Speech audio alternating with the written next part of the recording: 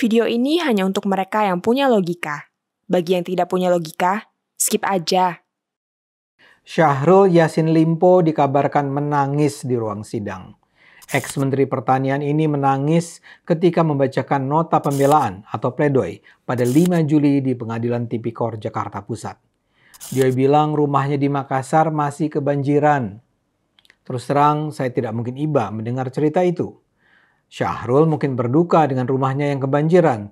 Tapi bagaimana dengan ratusan miliar rupiah uang rakyat yang diduga dihabiskannya? Sejauh ini ia dituduh mengkorupsi 400 miliar rupiah, memberi gratifikasi 44 miliar rupiah, dan memeras anak buahnya di lingkungan Kementerian Pertanian. Dalam persidangan juga terungkap bahwa Syahrul menggunakan anggaran kementerian serta uang patungan dari bawahannya untuk kepentingan pribadi dan keluarganya. Termasuk dalam kepentingan pribadi itu adalah membeli emas untuk kondangan, membeli kendaraan, mereparasi kendaraan, renovasi rumah, menghelat acara sunatan anak, biaya perawatan wajah, hingga membayar biduan dangdut untuk hiburan. Kalau itu semua benar, apakah kita layak iba dengan nasibnya saat ini? Pembelaannya sendiri sangat mencengangkan. Syahrul nampak sangat percaya diri, berusaha keras menunjukkan dia tidak bersalah, dia tidak korup. Sepanjang pledoi, dia bicara macam-macam untuk menunjukkan dia itu bukan manusia jahat. Dia misalnya berargumen, kalau dia memang punya niat jahat untuk korupsi, dia pasti sudah melakukannya sejak dia masih menjadi pejabat di daerah. Bahkan dia bilang kalau dia memang korupsi dengan rentang waktu karier dia sebagai birokrat yang panjang, dia pasti sudah menjadi salah satu orang yang sangat kaya raya di Indonesia. Syahrul dituntut jaksa penuntut umum hukuman penjara 12 tahun. Dia juga dipidana denda sebesar 500 juta rupiah. Jaksa juga meminta majelis hakim mengenakan pidana tambahan uang pengganti sebesar 44,2 miliar rupiah dan 30 ribu dolar Amerika Serikat atau sekitar 490 juta rupiah. Uang itu harus dibayar Syahrul maksimal 1 bulan setelah putusan memperoleh kekuatan hukum tetap. Kalau Syahrul tidak membayar uang pengganti itu, maka harta bendanya akan disita jaksa untuk dilelang untuk menutupi uang pengganti tersebut. Jika tidak mencukupi untuk membayar uang pengganti, Syahrul akan dijatuhi pidana penjara tambahan selama 4 tahun. Juru bicara KPK, Tessa Mahardika mengatakan saat ini Syahrul sudah mulai melakukan pengembalian dana. Namun jumlahnya baru 600 juta rupiah, yang artinya masih sangat jauh dari tuntutan yang diajukan jaksa. Selain Syahrul, yang juga dituntut adalah 2 anak buah Syahrul. Yang pertama, ex-sekjen Kementan Kasdi Subagiono. Yang kedua, ex-direktur alat dan mesin Muhammad Hatta. Tuntutan terhadap keduanya separuh dari yang diberikan ke Syahrul. Mereka dituntut pidana penjara 6 tahun dan denda 250 juta rupiah. Selama berminggu-minggu persidangan, serangkaian saksi dan bukti sebenarnya sudah sangat jelas menunjukkan kejahatan Syahrul. Tapi dengan percaya diri, dia meminta hakim menjatuhkan vonis bebas terhadapnya. Syahrul bilang dia bukan orang jahat dan ingin berkumpul lagi dengan keluarga. Saya adalah pejuang, ujarnya. Saya belum pernah dihukum, saya menyesali perbuatan saya siap mempertanggungjawabkannya, katanya. Sebelumnya, Syahrul sempat meminta Presiden Jokowi dan Pak Yusuf Kalla untuk menjadi saksi yang meringankannya. Menurut Syahrul, kedua tokoh itu penting menjadi saksi yang bisa membuktikan dirinya tak berniat korupsi. Untuk meyakinkan hakim, Syahrul juga bercerita tentang pencapaiannya meraih tingkat kepercayaan dan kepuasan masyarakat yang tinggi saat dia menjabat sebagai Gubernur Sulawesi Selatan 2 periode. Karena itu, kata dia merasa heran dituding korupsi saat menjadi Menteri Pertanian.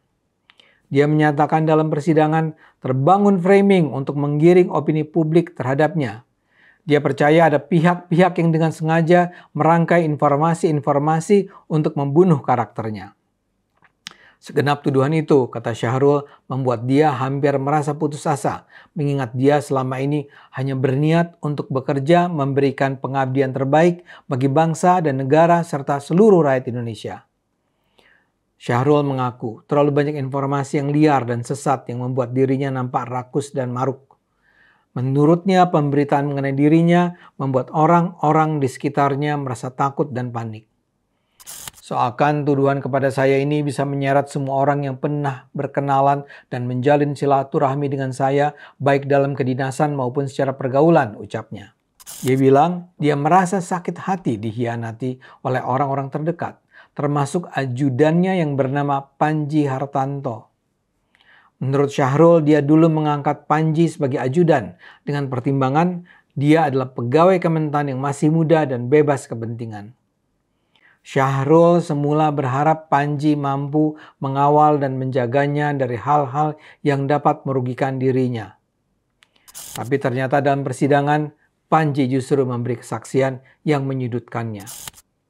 Kata Syahrul, Panji melemparkan tuduhan-tuduhan tak berdasar dengan berbagai asumsi dan rekayasa informasi.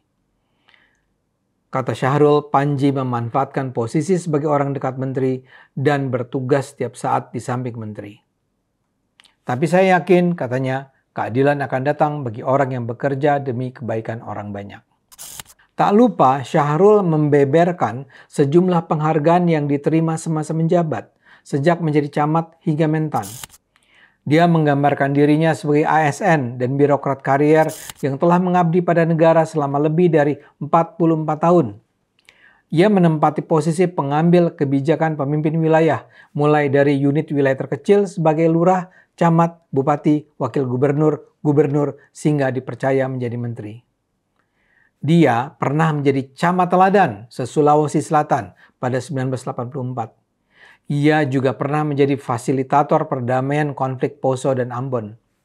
Dari KPK pun ia pernah memperoleh penghargaan anti gratifikasi terbaik pada 2018-2019. Kalau kita hanya mendengar apa yang disampaikannya dalam pledoi, sulit bagi kita untuk tidak terkesan padanya. Masalahnya, sepanjang persidangan sebelumnya ada begitu banyak bukti dan keterangan saksi yang justru menunjukkan Syahrul sama sekali bukan seorang pejuang idealis yang bekerja untuk kepentingan orang banyak. Jaksa penuntut umum KPK, Meyer Simanjuntak, meminta publik agar tidak terlena dengan pembelaan yang disertai tangis dramatis Syahrul. Drama pembelaan itu, kata Meyer, tak akan membuat hilangnya fakta persidangan soal perbuatan korupsi yang dilakukan Syahrul.